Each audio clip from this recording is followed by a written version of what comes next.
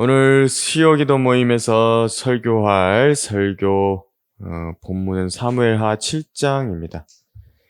사무엘하 7장 1절에서 3절까지 말씀입니다. 주께서 주의 모든 그의 원수들로부터 그에게 쉼을 주심으로 왕이 그의 집에 앉았을 때 다윗을 말하는 것입니다. 왕이 선지자 나단에게 말하기를 이제 보라 나는 백향목 집에 거하는데 하나님의 괴는 휘장 안에 거하는도다 하니 나단이 왕에게 말하기를 가셔서 왕의 마음에 있는 모든 것을 행하소서 이는 주께서 왕과 함께 하심이니이다 하더라.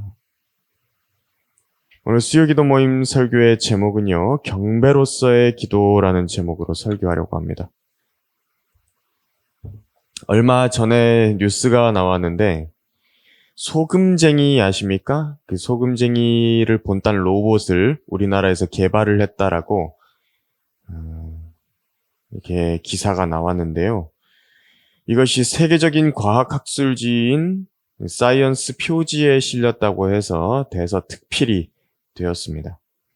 이 소금쟁이가 왜 신기하냐니까요. 무게가 무거우면 이제 물에 가라앉아 버리잖아요. 그런데 가라앉지 않는 가벼운 무게로 물 위에 떠 있습니다. 그런데 그렇게 가볍게 되면 이 소금쟁이가 앞으로 나아갈 수 있을 만큼의 힘을 줄 수가 없기 때문에 전진이 안 됩니다. 떠 있기만 하게 되면. 하지만 소금쟁이는 물 위를 잘만 걸어 다니죠. 이 점을 연구를 한 사람들이 있었던 겁니다. 그래서 모방을 잘 해서 소금쟁이 로봇에 그 메커니즘을 구현을 해냈고 이로 인해서 모터 없이 물 위에서 전진하는 획기적인 기술을 개발했다는 겁니다. 소금쟁이가 똑똑한 것일까요? 아니면 소금쟁이의 물에 대한 그런 표면 장력과 힘을 계산하게 하셔서 앞으로 나갈 수 있도록 하신 그런 하나님의 지혜일까요? 사람들은 우연과 진화의 영광을 돌리고 경배합니다. 하지만 우리는 누가 그런 위대한 일들을 홀로 행하셨는지를 알기 때문에 그 일을 행하시는 하나님께 영광을 돌리고 또 경배하는 것입니다. 하나님께서는 아직도 누군가가 발견하지 못한 그런 경이로운 일들을 무수한 곳에서 행해 놓으셨습니다. 사람들이 알아주지도 않고 보지도 않고 연구하지도 않은 어떤 분야에서도 자신의 행한 일들을 다 감춰 놓으셨습니다. 사람이 그걸 발견하지 못했다 뿐이죠.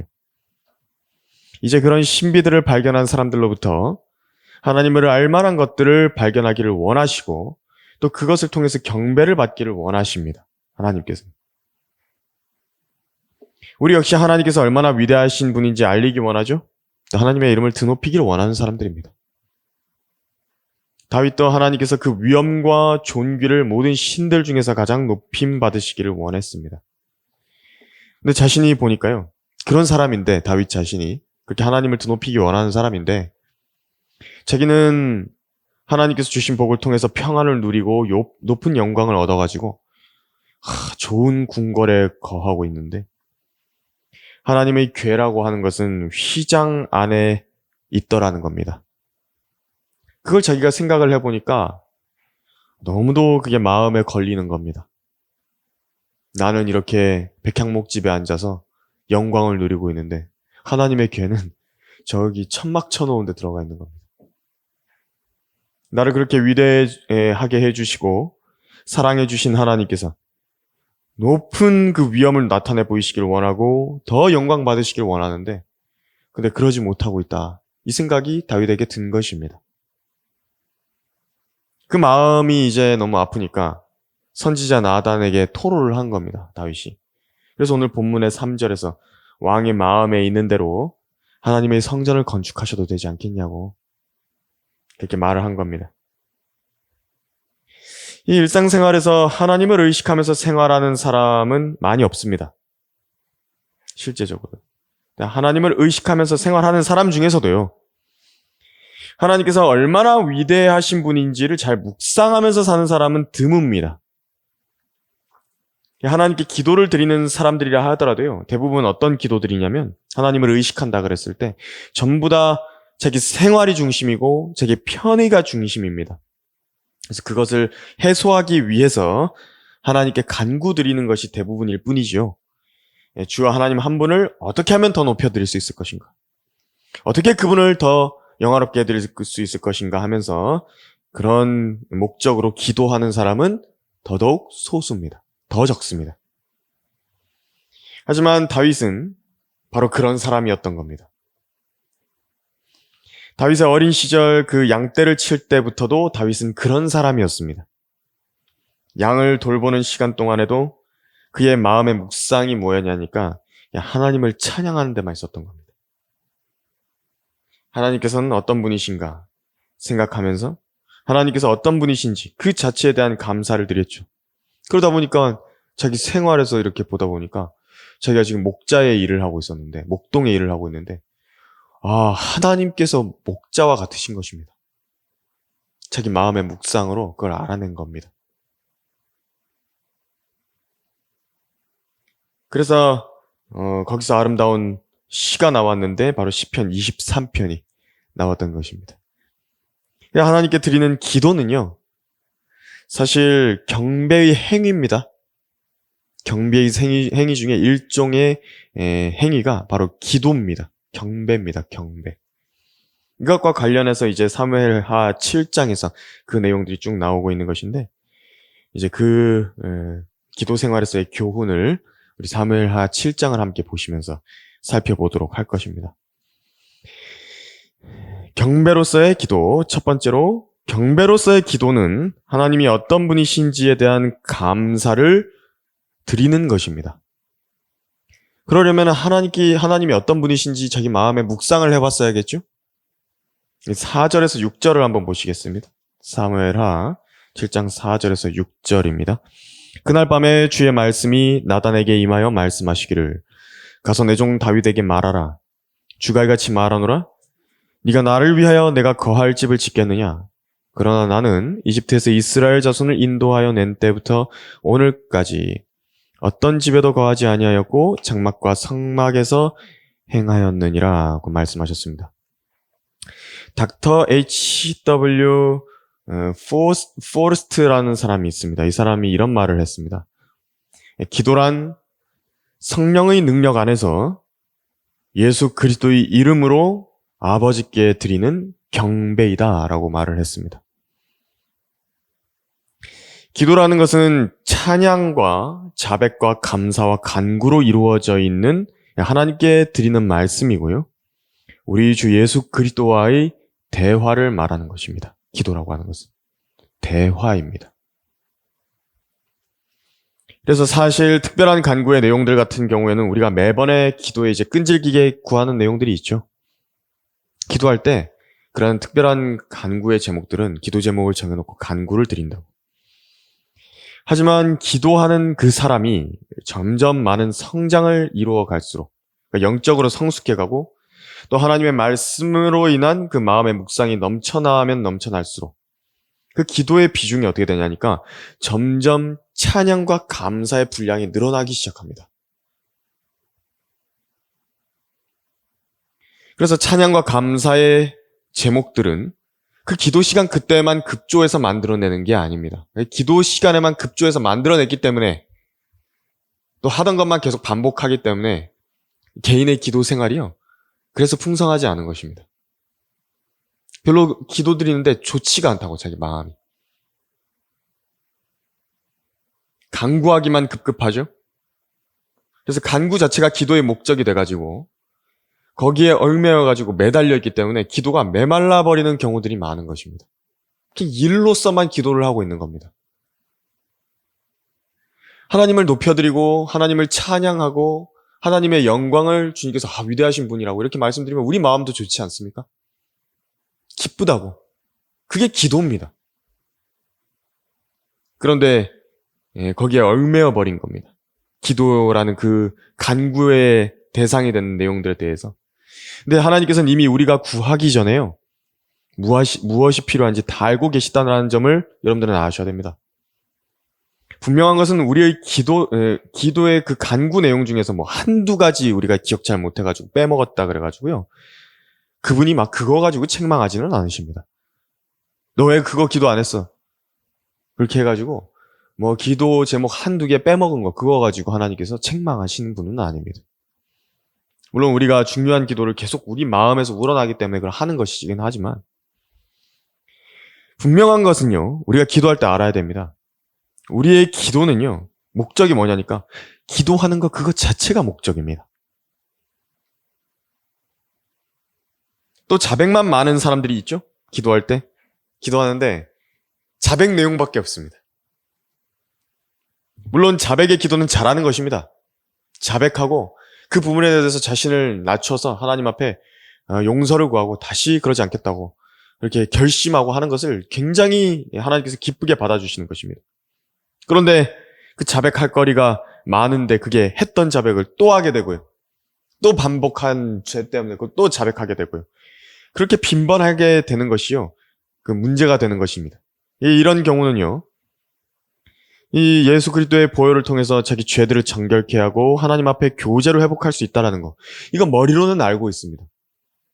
그런데 이런 영적인 상태가 계속 빈번하게 반복되면서 죄를 반복해서 짓게 되면 하나님과 교제하게 될 때 아주 많은 마귀의 방해가 온다는 걸 알아야 됩니다. 마음의 정죄를 하는 겁니다. 그 죄악의 방해물입니다, 이것이. 기도를 방해하는 죄악의 방해물이 되는 겁니다. 특히 심한 마귀의 공격이 뭐죠? 기도하려고 그러는데 마귀가 그렇게 속삭입니다. 네가 하나님께 이렇게 기도할 자격이나 있느냐? 육신을 통해서 우리의 그런 보상 심리나 이런 걸 이용을 하는 겁니다. 네가 하나님께 그렇게 간구할 자격이 있어? 이렇게 말입니다. 그래서 기도를 중단하게 만들고 기도를 열렬하지 못하게 만들고 기도를 시원치 못하게 그렇게 만드는 것입니다. 마귀에게 준 틈, 그것을 통해서 바로 마귀가 기도를 막아서는 것입니다. 하지만 이걸 이겨내야 되죠. 이겨내야 됩니다. 성경의 분명한 약속 때문에 그런 것인데 우리가 우리 죄들을 자백하면 그는 신실하시고 의로우셔서 우리 죄들을 용서하시며 모든 불의에서 우리를 깨끗하게 하시느니라. 하물며 영원하신 성령을 통하여 흠없는 자신을 하나님께 드린 그리스도의 피가 어찌 죽은 행실에서 너희 양심을 정결케 하여 살아계신 하나님을 섬기게 하지 못하겠느냐. 우리가 불의의 병기로 죄에게 우리 지체를 내어주지 않고 의의 병기로 하나님께 드려 거룩함에 이르려 하는 이유가 무엇인가? 그 영적 전쟁을 싸워가는 이유가 무엇인가? 기도에 방해받지 않고 담대함으로 그 보좌 앞에 나아가기 위해서 그런 것입니다. 하나님을 찬양하고 하나님께 감사드리는 것. 특히 하나님께서 그분 자신이 어떤 분이신지 그분 자체에 대한 감사를 드리고 경배를 드리는 것이 기도의 가장 큰 목적입니다. 이것은 말씀으로 인한 마음의 기쁨으로 좀 나온다는 걸 여러분들 알고 계십니까? 이렇게 하나님께 기도로 하나님께서는 위대하신 분이시라고. 주님은 속히 오셔야 된다고. 그것이 말씀을 묵상함으로 인해서 나온 마음의 기쁨에서 나오는 기도입니다. 우리가 성경을 통해서 배우는 바 위대하신 하나님께서 성경에 계시하신 신비와 하나님 자신에 대한 계시를 성경에서 발견을 했다. 그것을 마음에 계속 새겨봤고요. 그 말씀들이 자기 하루 생활을 완전히 사로잡고 그것으로 인해 감동받은 일들로 하나님께 기도로 돌려드리는 것. 그게 풍성한 기도가 되는 것입니다. 그렇게 기도를 할 때만큼 자기 마음도 기쁜 것이 없습니다. 다시 기도하고 싶다고. 그 기도의 자리로 가고 싶다고. 방금 읽었던 그 사무엘하 본문에 의하면요. 하나님께서는 다윗이 하나님을 위해 하려는 일을 거절하신 것입니다. 그 4절에서 6절까지 말씀은 다윗이 자기 마음 안에 성전을 건축하려고 그랬는데 주님께서 하지 말라고 그 거절하신 것입니다. 그런데 이 다윗의 하나님을 향한 충성의 그 목적 자체는요. 이미 달성된 겁니다. 하나님의 성전이 다윗을 통해 세워지건 안 세워지건 그 결과는요. 하나님의 뜻에 달려있을 뿐인 것이고 다윗의 마음에서 이미 하나님을 첫째로 생각하면서 사랑하고 또 참된 경배자로서 하나님께 바쳐드렸던 그 마음은요. 하나님께서 이미 받으신 것입니다. 하나님께서 높임 받으신 것입니다. 그렇기 때문에 다윗이 하려고 한 성전 건축 자체는 하나님께서 거절하셨다 하더라도 그게 문제가 아닙니다. 그래서 하나님께서 다윗을 얼마나 사랑하셨고 또 이 일을 마음에 두고 하나님을 영화롭게 해드리고 싶다라는 그것으로 인해서 하나님께서 다윗에게 어떻게 보상하셨냐니까 여기 바로 이 본문에서 다윗의 언약을 주신 것입니다. 그 마음이 있었다는 것 하나만으로. 경배자의 마음이죠. 참된 경배자의 마음입니다. 거기 사무엘하 7장 16절 한번 보십시오. 네 집과 네 왕국이 내 앞에서 영원히 세워지리라. 네 보좌가 영원히 세워지리라 하시더라. 대단한 약속이죠. 하지만 반대로요. 여러분 생각해 보십시오. 하나님을 위해서 여러 가지 드러나는 일들을 행했고 완성을 했다고 합시다. 그런데 그런 다윗과 같은 순수한 마음이 발견되지 않았다고 한다면 하나님께서 매우 싫어하시는 것입니다. 심지어는 이 문제가 하나님을 대적하는 수준에까지 이르기도 한다는 점은 우리가 찾아볼 사례가 성경에 많이 있습니다. 그 사람은 기도의 사람이 아닙니다. 절대 기도 안 합니다. 경배로서의 기도 두 번째로, 기도의 사람은 하나님이 어떤 분이신지 알고 순종하는 사람입니다. 순종하는 사람. 12절에서 13절 한번 보십시오. 네 날들이 차서 네가 네 조상들과 함께 잠들 때 내가 네 몸에서 나올 곧 네 뒤에 올 네 씨를 세우고 내가 그의 왕국을 견고하게 하리라. 그가 내 이름을 위하여 한 집을 지을 것이요 나는 그의 왕국의 보호자를 영원히 견고하게 하리라. 견고하게 하리라. 이렇게 말씀을 하셨습니다. 여기서는 예언이 이제 이중적으로 등장하는 부분입니다. 1차적으로는 솔로몬이 성전을 지을 것이다. 이렇게 약속하신 것이지만 한편으로 다윗의 아들로서 다윗의 보좌에 앉게 되실 우리 주 예수님에 대해서 말씀을 하고 계신 것입니다. 하나님께서 그러니까 의도를 가지고서 이 다윗이 성전 건축을 직접 하지 못하게 만드신 것이죠. 그 의도가 뭐냐? 다윗이 피를 많이 흘린 전쟁의 사람이라 그런 것입니다. 그게 왜 문제가 되느냐? 예수님을 통해서 오게 될 안식의 왕국, 그 전쟁이 끝나는 때거든요, 그때는. 하나님께서 그때 전쟁을 완전히 없애실 것이라고, 완전히 화평을 주실 것이라고. 그것을 이제 천년 왕국의 영화와 평안을 보여주실 목적으로 솔로몬을 대신해서 세우신 것입니다. 솔로몬의 때에는 전쟁이 그치게 되고 성전이 세워지는 것을 보여주심으로써 이제 앞으로 세워질 천년 왕국의 모습을 그렇게 보여주실 의도가 있었던 겁니다. 이게 주님의 의도입니다, 그게. 주님은 예술가시죠? 지금 예술가십니다. 디자이너십니다. 설계자십니다. 수학도 일종의 예술이라 불리는데요. 그게 왜냐니까 풀잎 위에 새겨져 있는 예술적인 수식들에 대해서 여러분 들어보신 적 있으십니까? 피보나치 수열이라고 하는 뭐 그런 것들이 있습니다. 자연상수라고 하는 그런 것들도 있고. 그게 자연계를 연구해 봤더니 이것이 우연히 생겨난 것이 아니더라. 수학자들이 알아내는 겁니다. 규칙이 있다더라. 그것을 수로 발견한 겁니다. 그래서 가장 아름다운 수식이라는 것도 있습니다. 수식 중에는. 하나님께서 지으신 모든 생물과 생태계, 이유 없이 만들어진 것이 하나라도 있습니까?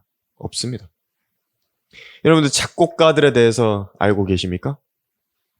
그들은 악보 위에요, 자기가 의도한 음표들을 기입해 넣죠.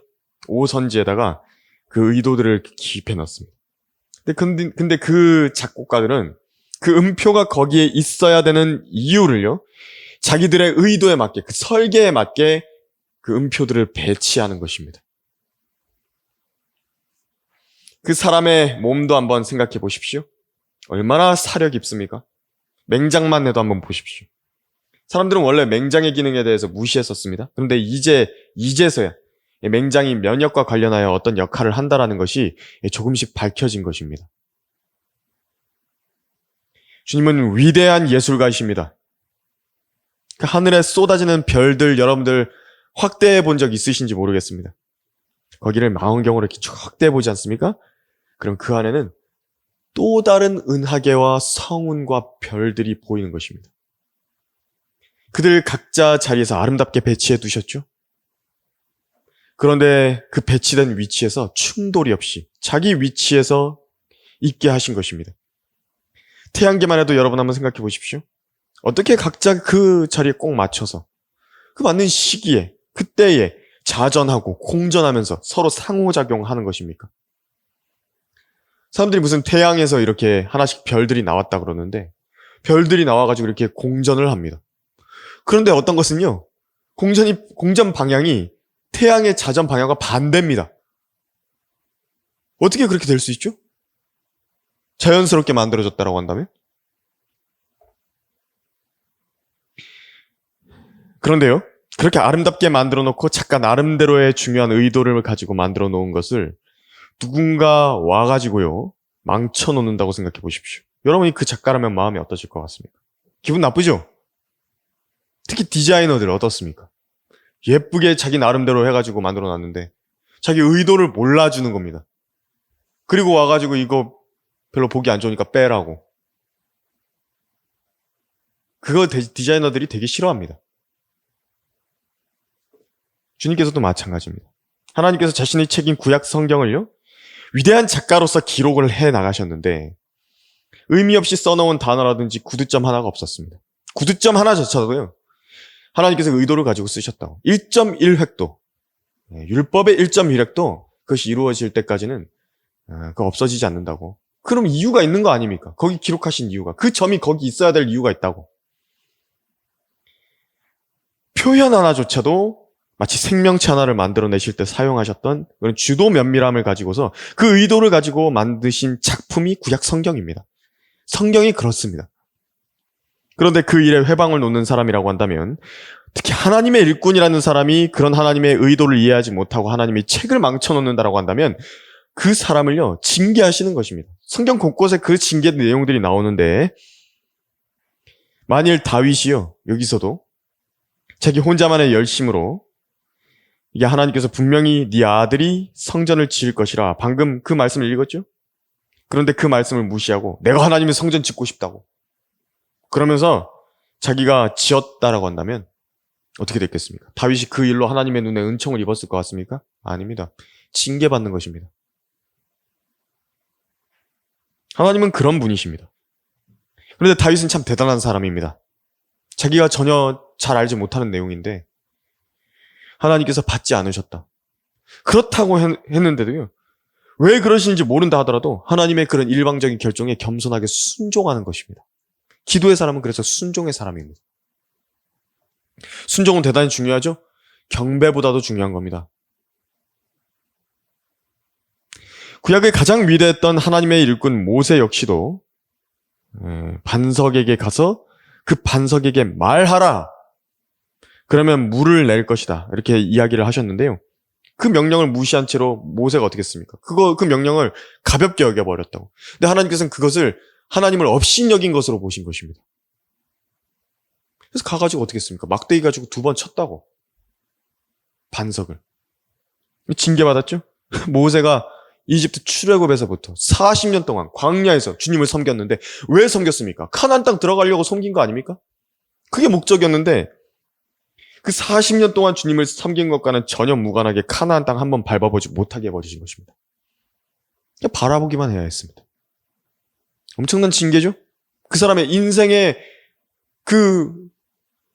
목적 자체가 사라져버린 것입니다. 그렇게 한번 구약의 반석에 대한 그 예표를 망쳤다고. 하나님께서 세우셨던 사울 왕이 있었죠.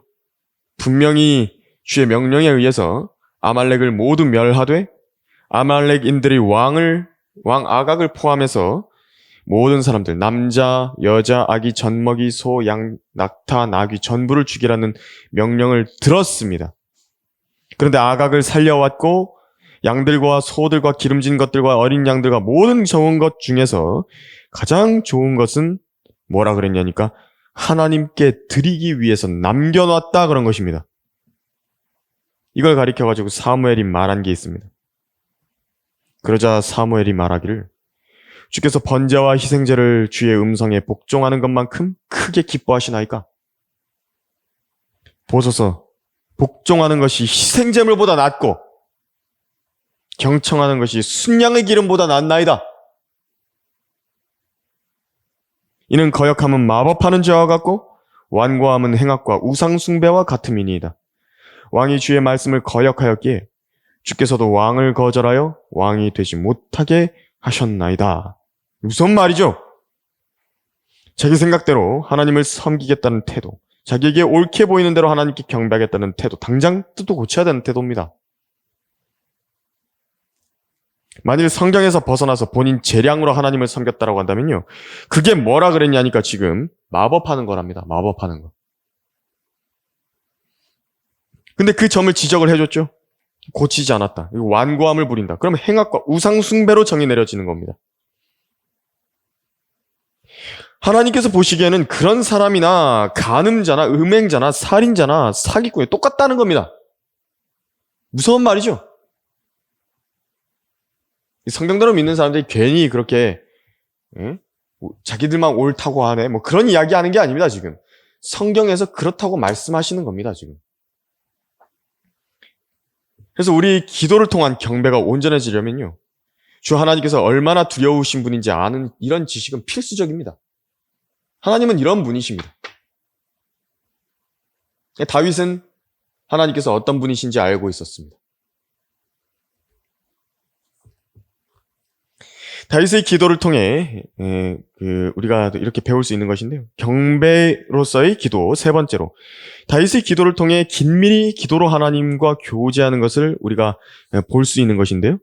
이제 본문 18절에서부터 21절을 보시면요. 그러자 다윗 왕이 들어가 주 앞에 앉아서 말하기를, 오 주 하나님이여, 내가 누구며 내 집이 무엇이기에 주께서 나를 여기로 데려오셨나이까. 그러나 오 주 하나님이여, 이것이 주께서 보시기에는 오히려 작은 것이며 주께서 또한 종의 집에 대하여 다가올 먼 미래까지 말씀하셨나이다. 오 주 하나님이여, 이것이 인간의 방식이니까? 주 하나님이여, 주께서 주의 종을 아실진데 다윗이 주께 무엇을 더 말씀드릴 수 있으리이까? 주의 말씀을 위하여 또 주의 뜻에 따라 주께서는 이 모든 위대한 일들을 행하시어 주의 종으로 그 일들을 알게 하셨나이다. 더 이상 나를 더 어떻게 하면 더 높여주실 수 있냐고. 이만큼 높여주셨는데 더 높은 게 뭐가 있겠냐고 지금 그 이야기를 하고 있는 것입니다. 너무 감사했던 것이죠, 다윗은 하나님께. 여러분, 하나님께 감사한 그런 마음들 들었을 때 하나님께 그런 기쁨으로 정말 감사하다고 하나님 엎드려서 그렇게 말씀드린 적 있으십니까? 한번 그렇게 말씀드려 보십시오. 여러분들 마음도 정말 기쁘실 것입니다. 그게 기도입니다. 다윗은 나단을 통해서 하나님의 응답을 들은 것으로 마음이 너무도 기뻐서요, 주 하나님 앞에 앉았습니다. 여기 그랬죠? 앉았다고. 그 말씀들을 나단을 통해서 다 듣고 나서는요, 빨리 그 기도의 자리로 나아가고 싶었습니다. 근데 다윗이 이 경배를 드리는 것으로 점철된 기도 내용인데 이것이요, 어떤 기도가 하나님과의 교제를 하는 것인지를 우리가 다 읽어볼 수 있습니다. 거기 8절 내용부터 한번 보면요, 나단이 이렇게 말을 합니다. 나단을 통해서 주의 말씀이 이렇습니다. 8절에 내가 너를 양우리에서 양을 따르는 데에서 데려왔다라고 말씀하셨습니다. 8절에 그렇게 돼 있죠. 주님께서 그렇게 말씀하셨습니다. 다윗은요, 이 말씀에 대해서 기본적으로 자기의 인생과 관련해서 내려진 그 은혜를 자기가 알고 있었습니다. 그걸 이제 주님께서 말씀을 하시니까 자기 기도 중에 그 이야기가 나오는 겁니다. 18절에서 뭐라냐니까 하나님의 말씀대로 내가 누구며 내 집이 도대체 무엇이냐고 이렇게 말하는 겁니다. 그냥 양치던 평범한 가정에서 태어난 7째 막내 아들인데 이런 보잘것없는 사람을 그렇게 높여주셨다고 지금 그 이야기를 자기 기도에서 드리고 있는 겁니다. 얼마나 하나님과 그 말씀으로 교감이 된 것입니까? 성경의 말씀을 들으면서 그렇게 교감이 된 것입니까? 여러분, 그거 아셔야 됩니다. 하나님께서는 여러분들 배경 그렇게 중요하지 않습니다. 하나님께서는요, 우리같이 아무런 볼품없는 배경을 가진 사람도 하나님께서 원하신다고 하면요, 다윗처럼 높여주시는데, 위대하게 만드시는데 전혀 어려운 분 아닙니다. 그분이 원하시면 하실 수 있습니다. 9절에서 말씀하신 대로 지상에 있는 위대한 사람들의 이름과 같은 위대한 이름을 내게 만들어 주었도다라고 하신 것입니다. 근데 이런 일들조차도 오히려 작은 일인 것입니다. 하나님 앞에서는. 여러분, 왜 윤경원이라든지 정동수라든지 그 한글 킹제임스 성경을 거부하고 자기들의 성경을 펴낸 줄 아십니까? 그 사역자들이 조심해야 될 부분입니다. 하나님 섬긴다고 하는 사람들이 조심해야 될 부분인데 왜 그러냐니까 자기가요, 그 이성호 목사님의 위치라든지 락크만 목사님의 위치라든지 그것을요, 너무 동경하는 것입니다. 이게 우상화되는 것입니다. 그것이. 자기도 그들처럼 되고 싶다고. 그러니까 영어가 최종권이라고 그런 이야기를 하죠. 이성 목사님이 하셨던 일들을 흉내를 내는 겁니다. 그런데요, 하나님께서는요, 원하신다고 하면 럭크만 목사님, 이성호 목사님보다 더 위대한 그런 존경과 그런 어떤 위치를, 영적인 지위를 갖게 하시는데 문제 없습니다. 하나님께서 원하신다고 하면요, 그걸 몰랐던 겁니다. 믿음이 없는 겁니다. 하나님께서 원하신다고 한다면 그렇게 하실 수 있습니다. 그렇게 만드실 수 있는 겁니다. 그럼 누구한테 잘 보여야 되는 겁니까? 인간적인 방법을 고안해서 그래야 되는 건가요? 아닙니다. 하나님께 잘 보이면 되는 겁니다. 다윗처럼 하나님께 밀착하면 하나님께서 높여주시는 것입니다. 하나님의 말씀을 높이면 하나님께서도 그 사람을 높이시는 것입니다. 그래서 이런 영예를 주시는 일까지도 지금 작은 일이었다라고 말하고 있는데 다윗이 왜 그러냐니까 지금 다윗의 보호자에 관해서 그 보호자를 영원히 굳게 세우실 것이라는 약속을 하신 것을 들어서 하나님께 말씀을 드린 것입니다. 심지어 그 내용이 자기의 시에서 그리스도를 나게 하신다는 약속인 겁니다. 대단한 약속 아닙니까? 한낱 인간에 불과한 사람의 육신에서요, 육신의 그 계보를 따라서 하나님의 아들이 나온다는 겁니다. 내 후손 중에서 하나님의 아들이 나온다는 겁니다. 엄청난 이야기 아닙니까? 그거를 이제 다윗이 이야기를 하는 것입니다.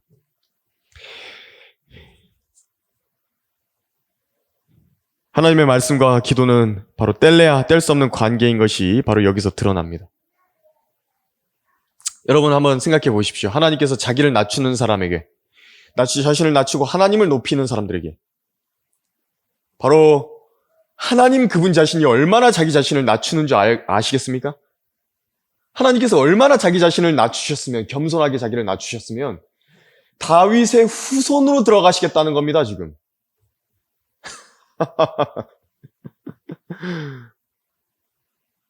하나님의 아들이 자기 후손의 씨 가운데서 나온다는 겁니다. 물론 이제 실제로 다윗이 주님을 뵙게 되면 그 위치가 그런 것은 아니지만 그래도 하나님께서 그만큼 자기를 낮춰서 하나님의 말씀을 드높인 사람들한테 바로 자기 자신도 그렇게 낮추셔서 그 사람을 높여주시는 것입니다. 이게 하나님의 역사입니다. 그래서 말씀과 기도가 지금 어떻게 어우러지고 있는지 계속 보십시오. 다윗은 하나님께 그분의 말씀을 인치고 있습니다. 25절에 보면 주께서 하신 말씀을 영원히 세우시고 주께서 말씀하신 대로 행하소서. 말씀하신 대로. 27절도 보십시오. 주께서 주의 종에게 계시하여 말씀하시기를. 지금 말씀을 계속 인용하고 있죠. 다윗 나단을 통해서 들었던 그 말을 계속 인지를 시켜드리는 겁니다. 28절 보십시오. 주의 말씀은 참되시고 29절에서도 주께서 그것을 말씀하셨음이니이다. 그래서 그랬습니다. 왜 강단에서 계속 성도들한테 성경을 많이 읽으시라고, 공부 많이 하시라고, 성경 묵상을 많이 하시라고 그렇게 가르치는 것입니까? 왜냐니까 성경에 있는 이 말씀들을 가지고 여러분들의 기도에서 하나님께 쓰시라는 겁니다. 기도할 때 여러분 자신한테 잘 적용해가지고 그 감사의 제목들, 하나님을 송축하고 드높이기 원하는 그 제목들, 그거를 하나님께 말씀드리라는 겁니다. 그렇게 하나님의 말씀들을 기도로 지지해드리는 것만큼 더 위대한 경배가 없습니다. 하나님께서요, 이걸 매우 좋아하십니다. 엄청 좋아하십니다. 하나님의 권위, 말씀의 권위를 그렇게 드높여드리는 거, 기도로 드높여드리는 거, 그걸 엄청 좋아하십니다. 그러니까 지금 이렇게 사무엘하 7장 전체에 걸쳐가지고 그 하나님의 말씀과 기도로 하는 그 교제를 기록을 해놓으신 것입니다. 7장 전체에 걸쳐서.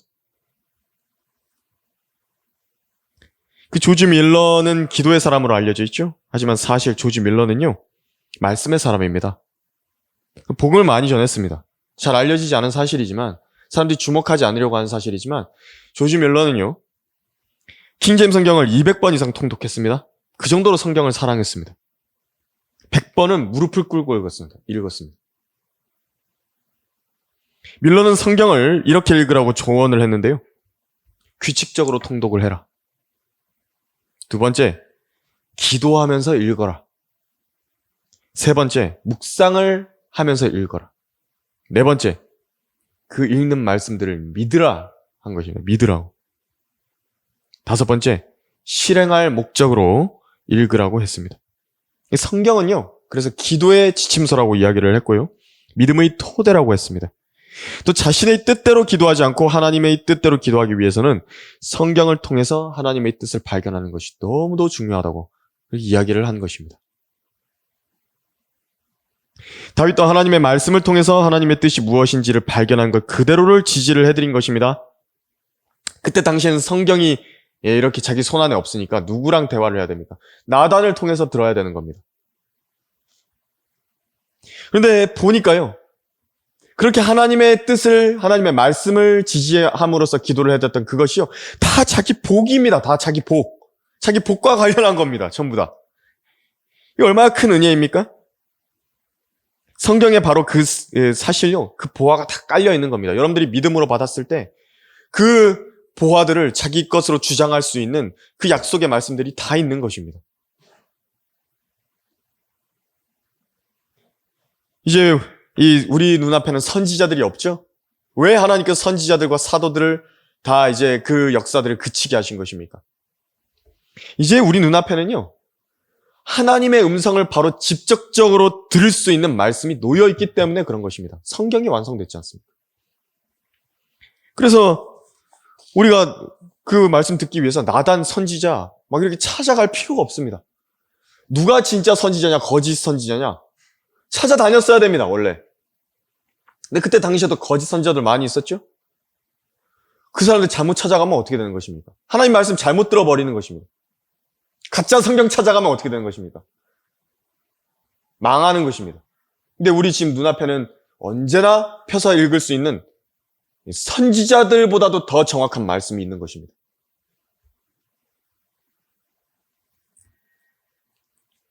그래서 하나님과 기도로 교제하고 말씀을 진지하게 대하는 믿음의 성도들에게 대해서도요, 그때그때 필요한 말씀들을 주실 수 있습니다. 얼마나 감사한 은혜입니까?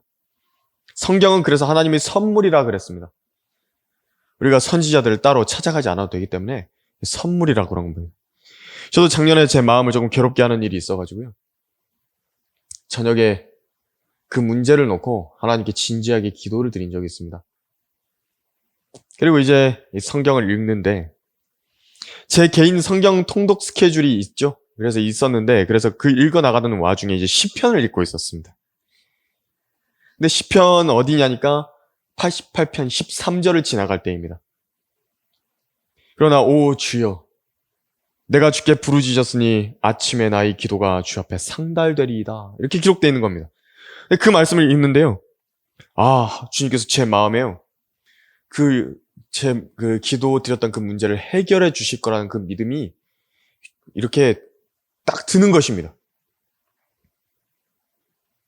그리고 이제 제가 다시 한번 주님께 그 말씀을 가지고 기도했죠. 주님의 손에 의탁드린다고. 그렇게 맡기고 이제 잠이 든 겁니다. 이제 아침에 일어났습니다.